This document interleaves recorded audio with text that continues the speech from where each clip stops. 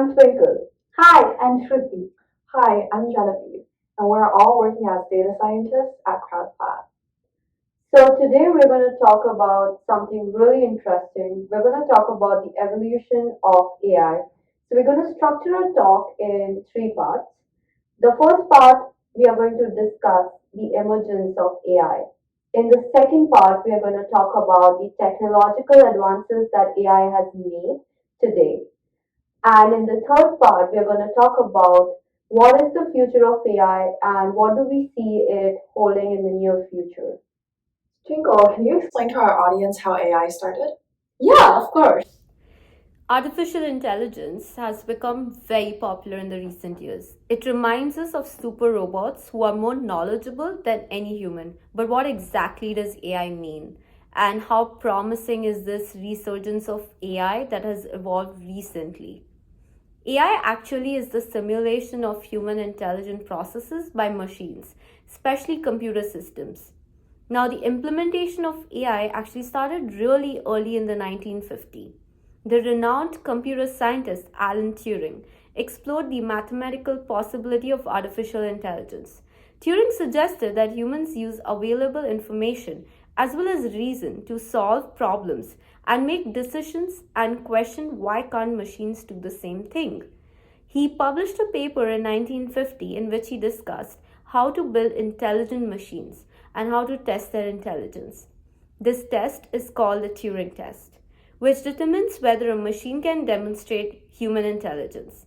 But Turing could not continue the research, unfortunately, further, since in this phase computers lacked a key prerequisite for intelligence.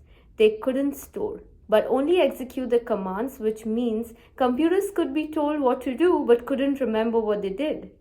Also, computing was extremely expensive, where the cost of leasing a computer ran up to $200,000 a month, which is almost the median salary of an American today in a year. So, since AI has been around for like 70 years now, Genevieve, do you want to talk about like how the past of AI has been, or do you have any thoughts about that?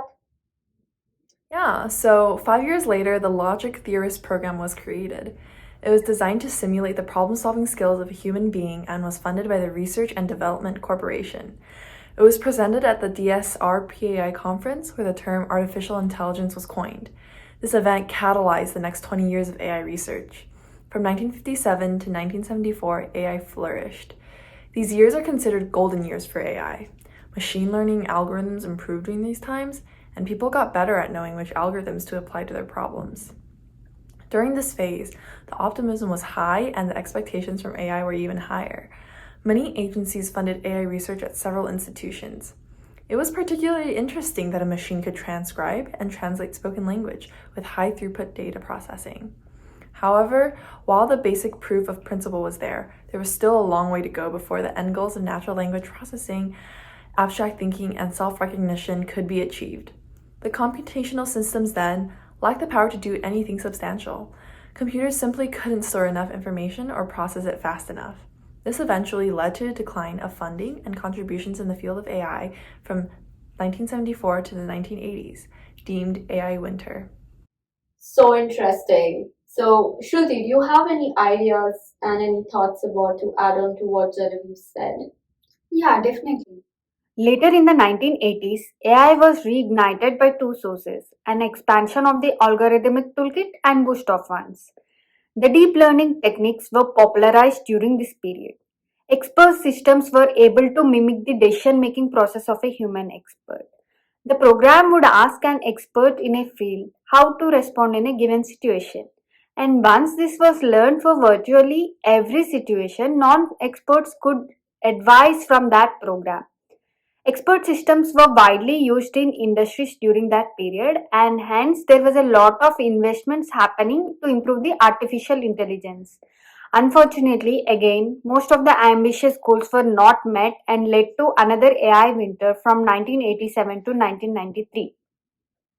So, Shruti, I'm really curious, and I'm sure audiences are also really curious to know what's happening in the AI space now. With the increased power of computing systems, availability of huge amounts of data, and application of various algorithms, AI emerged back and many of the landmark goals of AI had been achieved. For example, world chess champion Garry Kasparov was defeated by IBM's Deep Blue, a chess playing computer program. Robotics are used for high precision surgeries.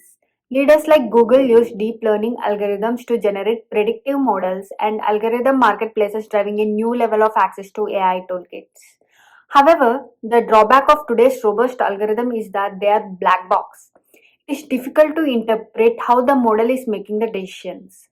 In future, more emphasis will be given to this explainable AI. So, Genevieve, given the past and the present as we discussed about AI, what do you think the future holds for AI? That's a good question. Yeah, so I see that research towards AI will continue, considering the recognition of its importance and what its capabilities are. This will lead to better performance and more proliferation of AI in various fields. In time, it might be as commonplace and ubiquitous as a mobile phone. So, Shruti, do you have anything to add on that? In the future, one could imagine having a conversation in two different languages being translated in real time. We can also expect to see many driverless cars. In long term, the goal of AI is general intelligence, that is, a machine that surpasses human cognitive abilities in all the tasks. So, I hope our team has provided you with an insightful information about the evolution of AI. Thank you for watching.